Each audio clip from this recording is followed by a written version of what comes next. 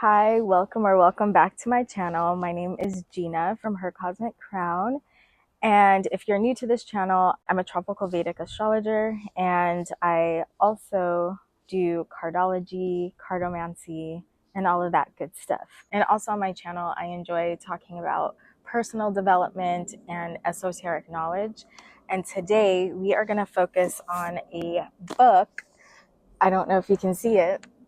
This book is called The Highly Sensitive Person by Elaine Aron, PhD. This is one of the books that I wish I had read when I was younger, in high school or in college. This would have helped me so much. I am definitely a highly sensitive person.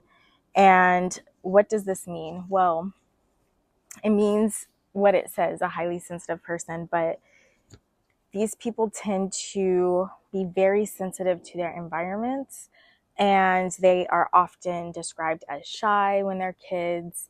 And when they were babies, their parents often noticed that they were very agitated and irritated and often cried a lot. And that's because they were so sensitive to their environments. And what it is that a person who is highly sensitive is sensitive to the subtleties in their environment, right? So there could be a person they see walks into a room and they know that person, and they notice that when that person looks at them, their facial expression changes, like for the better or worse or in between. But we notice the small details that perhaps other people don't notice. And we tend to be very creative, and we see the beauty in the world. So we're sensitive to our surroundings, our beauty, or not our beauty, but the beauty around us. It's a great quality to have. But if you live in the United States like I do, it can be kind of lonely at times growing up with this trait. They say about 20% of people around the world have this trait. And so in the United States, at least, I feel that our culture is very much, it praises people who are more success driven or outwardly driven and goal oriented. They may, enjoy outward progress, such as making money and doing what they can to make that money. And there's nothing wrong with that at all. And also, people in my culture in the United States tend to like people who are very outgoing, and that is a great trait because about 80% of the people in the world have this trait. So that's awesome. And in this book, Dr. Aron says that these people tend to be kind of like the warrior types. And people who are more of the HSP, which is highly sensitive person, these people tend to be deep. They process things on a more deep level, usually, and they are more conscientious. And so, in general, HSPs may not necessarily be the type of people who want, who like materialism isn't necessarily the biggest thing to them.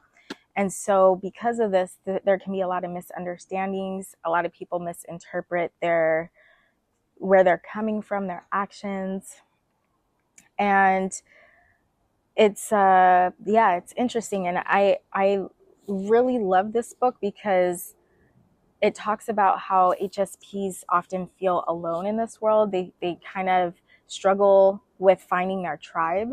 And I've struggled with that my whole life. I've honestly felt like an alien, and I didn't know why. I think this book really pointed out why that is. If you want to know if you're an HSP, here is a quick quiz you can take. And it's a true or false quiz. If you don't respond true to all of the statements here, that's okay.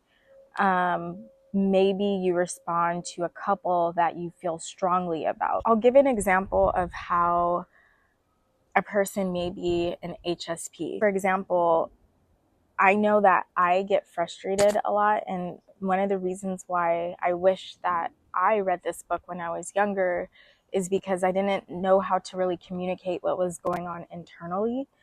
So, for example, if I go into a public space and all of a sudden, I could be thinking about something, and then all of a sudden there's this vacuum that goes off, or a blender that goes off really loudly, and people are talking loudly, and then someone's rushing me to like go somewhere with them. So now I have to go somewhere, and then it's just a lot going on. So we are overly stimulated, and we hear things, we hear a lot, and it could be, I think maybe the sound is too much sometimes.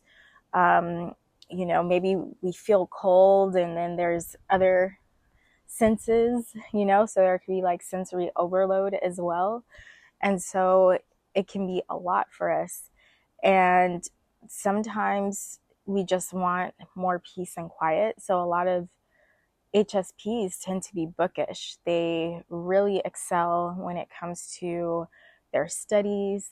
And that was definitely me. I thrived in the libraries, and coffee shops, and I still do. And I just love learning. And we tend to be deep thinkers, so we want to talk about what's deeper than the surface. A lot of times we don't generally like to talk about things that are superficial necessarily, or gossip at work, um, or necessarily like celebrity gossip, or anything like that. We might want to go deeper. And when we find someone else who wants to talk about subjects that we like, such as philosophy or spirituality, because we tend to enjoy discussing these topics, when we find someone who is on a similar wavelength, we can, really want to talk to those people. And this book talked about, when it comes to relationships as well, we want to be mindful that if we find someone we do like, sometimes we really want to connect to someone, and we just connect too hard or connect too intensely to that other person, that it could scare them.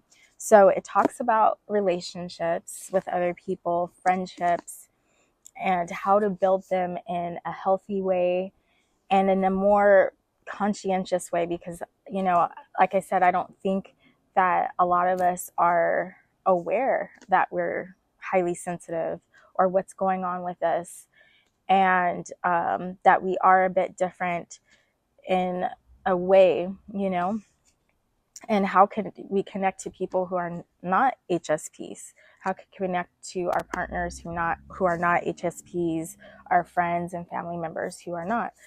And this also talks about workplace issues. So there can be some issues that arise with people who are HSPs, because they usually are introverts, meaning having like a very active internal world, and their external world might not be as vivid or colorful. Maybe joining groups or groups discussions, we can kind of feel discouraged sometimes, when it comes to participating in group discussions and certain things like that. And then we also might not be aware of how other people think of us. We might want to kind of do our own thing, and other people might perceive that as us being stuck up, or judging them, or rejecting the group in our workspace. This tackles a lot of things that we as HSPs might be going through.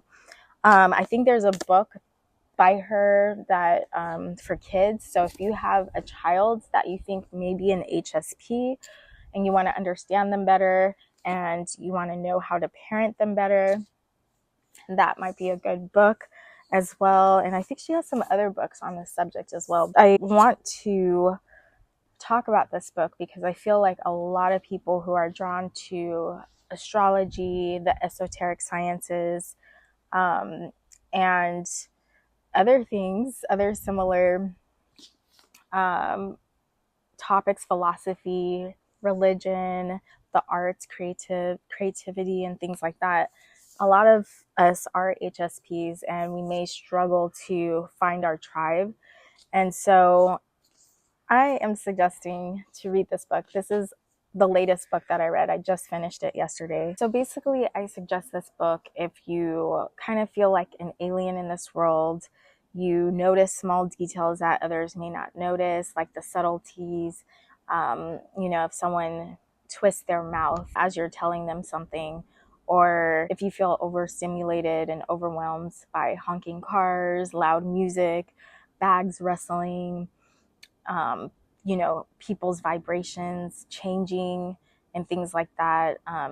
Do you contemplate deeply? In my 20s, I gravitated towards alcohol because I needed something to numb myself because I was just overstimulated by my environment and I had no idea. So I was numbing myself, but then I was very sensitive to alcohol as well. So it just wasn't a good cycle.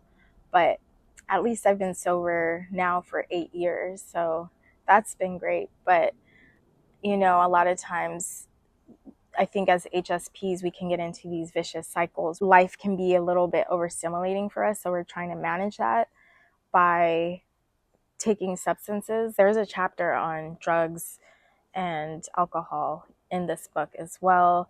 This book talks about childhood too. If you had a harder childhood than average, you may develop depression and anxiety as well if you're an HSP more than other people who are not HSPs. So being sensitive and having a tough childhood can make it even more difficult. And she does talk about getting therapy and things like that. But I think this is a great start for people who are like me, who are super sensitive, who just kind of feel like awkward and see the world maybe in a different lens than a lot of people, and want to process things more slowly and are more creative and more conscientious and aren't necessarily trying to compete with others or,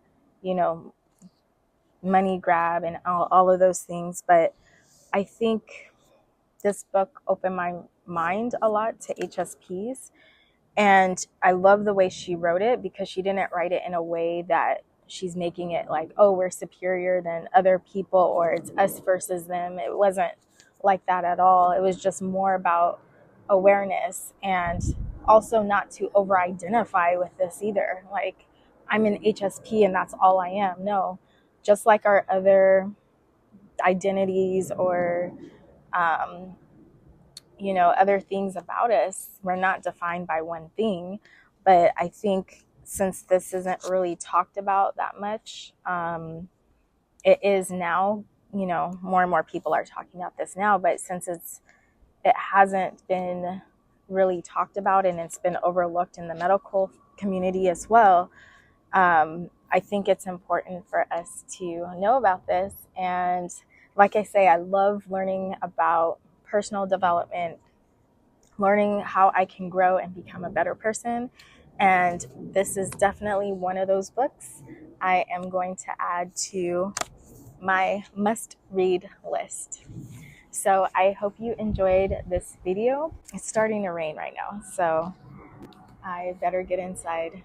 So I hope you enjoyed watching this, and I will see you in the next video. Bye.